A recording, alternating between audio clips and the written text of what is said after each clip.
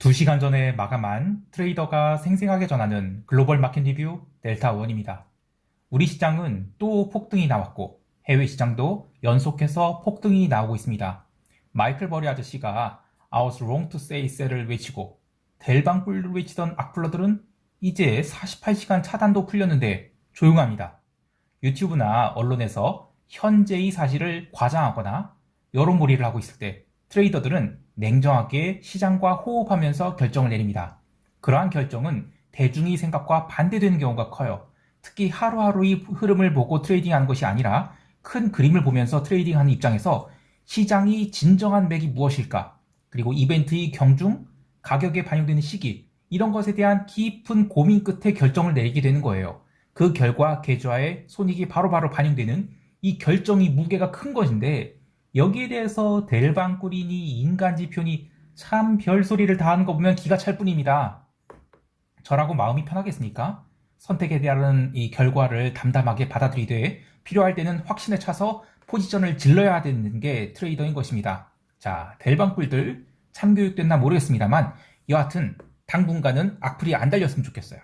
1분기 훈훈하게 마감된 시장 왜 올랐는지 그리고 앞으로 더 오를 수 있는지 어떻게 대응할 것인지 등을 이야기해 보겠습니다. 먼저 아시아 세션 갑니다.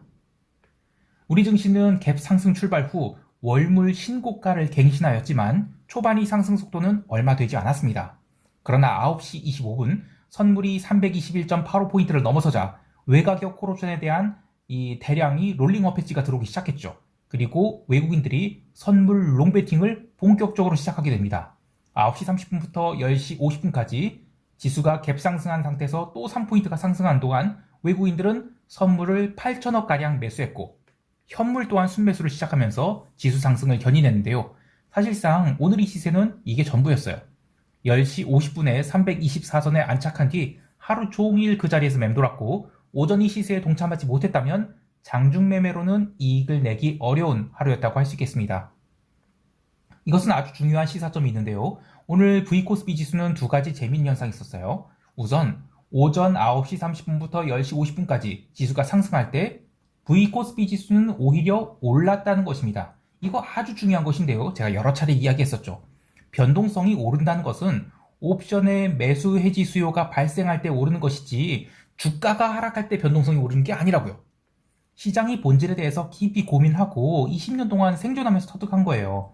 즉 그동안은 주가가 오르고 있어도 콜옵션이 평균 발행 단가 아래에서 움직이고 있었기 때문에 풋 매도로 델타 해지를 해도 충분히 커버가 됐어요. 그런데 이제는 콜 외가격마저 평균 발행 단가를 넘어서기 시작하면서 콜 클래스에서 본격적인 롤링업 해지가 들어오고 있다는 것인데요. 그렇게 롤링업이 나타날 때 옵션 매도자들이 손절매가 나오기 때문에 옵션 수급 균형이 매수 우위로 나타나면서 변동성이 오르는 것입니다.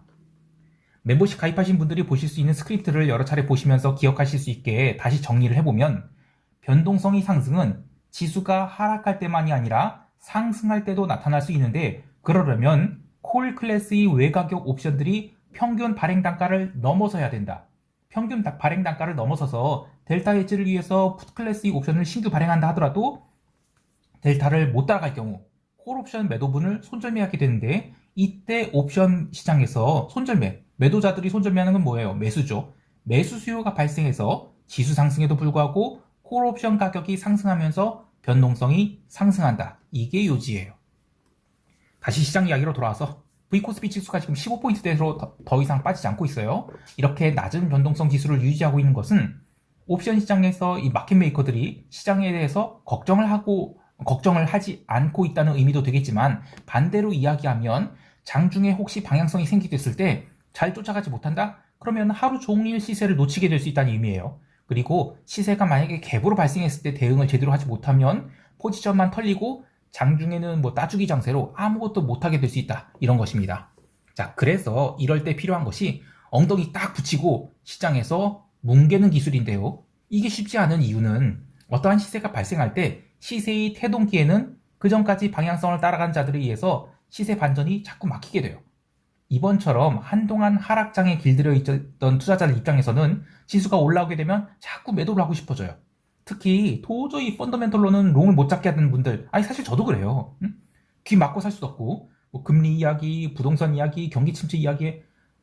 그래서 처음에는 올라오면 매도하려는 트레이더들이 계속 숏을 치니까 돈을 쏠쏠하게 벌어져요. 그런데 어느 순간 주가가 슬슬 올라오더니 임계점을 넘어서서 콜 매도자들이 슬슬 항복하는 단계에 들어서게 된다. 그러면 시세가 본격적으로 개화하게 됩니다.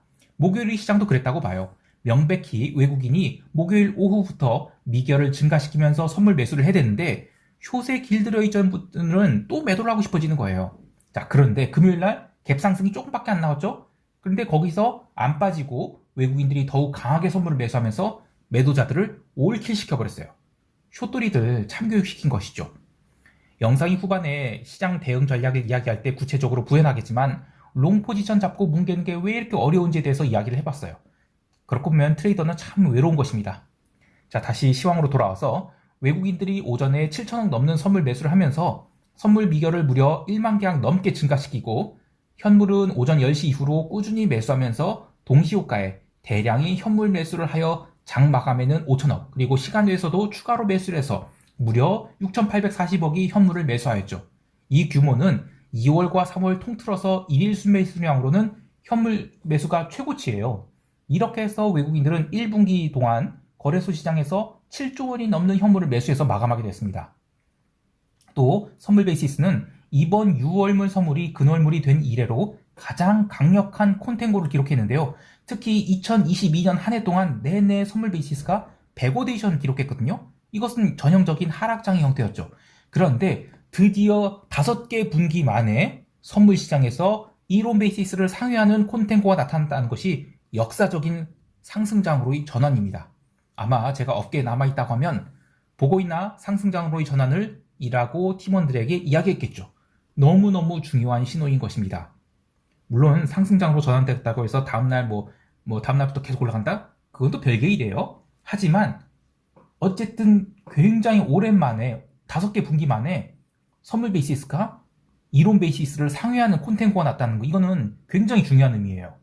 자, 옵션 시장에서도 보면 콜 클래스에서 적극적으로 골고루 롤링업 해지가 나오면서 미결이 감소해요. 특히 322부터 어제는 330까지만 했었는데 오늘은 332까지도 미결이 크게 감소했죠. 적극적인 롤링업이 이루어졌는데 하나 또 볼 게 있어요. 보통 롤링업이 이 정도 규모로 이루어지면 그보다 더 높은 행사 가격이 미결은 증가해야 돼요. 그런데 미결 증가가 나타나지 않았죠. 그냥 콜옵션 매도를 손절하고 델타를 롱으로 오픈했다는 거예요. 이것도 굉장히 전율이 돋는 거예요. 풋클래스에서도 322부터 300까지 델타 숏이 가득 쌓였는데요. 이거 풋 매도를 쳤으니까 델타 롱이죠. 풋 매도가 잔뜩 쌓였는데 이거 안 빠진다는 겁니다. 물론 전체적으로 보면 오늘은 분기 말이라서 그런지 옵션 거래량이 지수의 움직임에 비해서는 얼마 되지 않았어요. 이것은 오전에 시세가 1시간 동안 나오고 나서는 하루 종일 횡보해서 그런 걸 수도 있지만 트레이더들이 분기 말이라서 일찍 분기 마감하고 공치러 가서 아니면 술 퍼먹고 있어서 그런 것일 수도 있겠죠. 여하튼 무서운 상승세이기 때문에 시장 계속 강력 롱으로 보고 있는 것입니다. 참 코스닥 시장 이야기하시는 분들이 좀 있어요. 거래소가 강세로 전환된 것이 외국인이 선물 매수에 힘입은 것이라면 코스닥 시장은 조금 상황이 달라요. 보기 드물게 또 특이한 상황인데 코스닥 지수의 일봉을 보실 때 보통 캔들과 거래량을 보시죠. 근데 거래 대금을 추가해서 보시면 2022년의 흐름과 2023년의 흐름이 완전히 다른 거야. 2022년은 하락장이었으니까 그렇다 치지만 2023년과 2021년의 흐름도 완전히 또 달라요. 2021년 같은 경우에는 코로나 이후의 급 반등장이라 단타꾼이 됐던 포지션이 됐던 주식을 사서 물리면 시간이 지나서 돈이 계속 들어오니까 주가를 올리죠. 그래서 나올 수가 있었어요. 근데 2023년은 그놈이 2차전지 주식에 온통 투기꾼들이 몰려들면서 거래 대금이 폭등하고 있어요. 그런데 거래량은 상대적으로 덜 회복되었죠. 그래서 시장 전체가 오른 게 아니라 시총 상위에 포진되어 있는 주식에 대량의 투기 매수가 들어오면서 마치 니프티 50 장세를 연상하게 하는 그런 모습이 진행되고 있어요. 자, 그런데 여기서 이슈가 하나 있죠. 종목 A, B, C, D가 있다고 합시다. A는 말도 안 되는 높은 밸류에이션을 받고 있어요. 제정신이 박혀있는 사람들은 숏을 치려고 가겠죠. 또 애널리스트들도 스트롱 셀 의견을 냅니다. 그리고 B와 C는 조금 비싸 보이거나 조금 싸 보여요. 그리고 D는 말도 안 되게 싸 보입니다. 자, 시장이 좋을 때는 A는 당연히 주가가 더 오르거나 잘 버티죠. 또 B와 C도 최소한 뭐 오르내릴전정 마켓 퍼포먼스 해요. 그리고 D도 싸게 거래된 상황에서 오랫동안 있지 않습니다. 뭐 다양한 투자자들이 있으니까 D도 멀지 않은 시기에 최소한 C 정도 수준까지는 마켓 퍼포먼을 하곤 하죠. 그런데 시장이 안 좋을 때, 그러니까 돈이 없을 때 A는 벼랑 끝에서 춤을 추다가 어느 순간 뚝 하고 부러지기 시작해요. 그리고 B와 C는 마켓 퍼포먼을 하더라도 징그럽게 못 오르거나 아니면 올랐다가 처맞기 일쑤예요. D는 뭐 안 봐도 비디오일 정도로 질리도록 빠지죠. 이런 상황들은 뭐 어느 정도 경력 있는 투자자들이라면 모두 다 알고 있을 거예요. 자, 그런데 지금 상황은 여기 하나가 더 추가된 겁니다. 바로 A라는 종목이 시총 상위, 이른바 인덱스 종목이라는 것이죠. 개별 종목 중 나름 뭐 잡주라고 생각되는 것이야. 미친 듯이 올라온다? 그럼 공매도 쳐서 뭉개면 도로 밀릴 수 있어요. 그런데 인덱스 종목은 쉽게 안 밀려요. 인덱스가 받쳐주기 때문이에요. 해당 2차전지 코스닥 종목들을 코스닥 150 인덱스와 비교를 해볼게요. 이걸 보면 이 하얀색 선은 이거 YTD로 보죠 그냥. 이 하얀색 선, 여기 아래에 있는 하얀색 선은 코스닥 150 지수예요. 이거 너무 심하죠? 에코프로? 도대체 몇 퍼센트 아웃퍼폼한 거예요. 이건 참. 그리고 에코프로 BM, 시총 1, 2등. 얘네들이 사실 시장을 다 견인하고 있는 것이죠. 자, 그런데 향후 지수가 이벤트에 의해서 밀리지 않는 이상 이렇게 두 종목이 시총 상위 종목이기 때문에 인덱스와 연동해서 움직여요. 그러면 쉽게 안 밀린다는 것입니다. 그래서 숏을 잡는다는 게 참 어려운 거예요. 게다가 시장이 조심스럽게 강세장으로 전환돼서 시장에 돈이 들어오기 시작한다? 그러면 뭐 과거에는 A만이 아니라 D와 같은 주식도 뭐 가치주 펀드라고 해서 돈이 들어와서 시장이 건전화에 도움이 되었지만, 개인적으로 참 좋아하는 이채원 아저씨가 비자발적으로 은퇴한 뒤에는 D는 아예 쳐다도 보지 않더라고요. 참 우리 시장 질이 안 좋은데 어쩌겠습니까? 뭐 돈 벌려고 하는 시장이라는데 말이죠. 저는 그런 거 너무 싫지만 어쩔 수 없죠. 여하튼 또 시장은 돌고 돌기 마련이니까 언젠가 D 같은 종목들이 빛을 발할 때도 있을 거예요. 뭐 그런가 보다 합니다.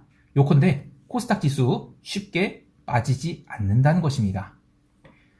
오늘은 코스피 시장 이야기만 했는데 이렇게 시간이 걸려버렸네요. 오늘은 영상을 1부와 2부로 나눠서 찍겠습니다. 참 1분기도 마감했는데 석 달 동안 영상 즐겁게 잘 보았다고 의사표현을 하고 싶으신 분들 좋아요 좀 눌러주시고요. 그리고 뭐 가능하다면 슈퍼생스도 눌러주시면 감사하겠습니다.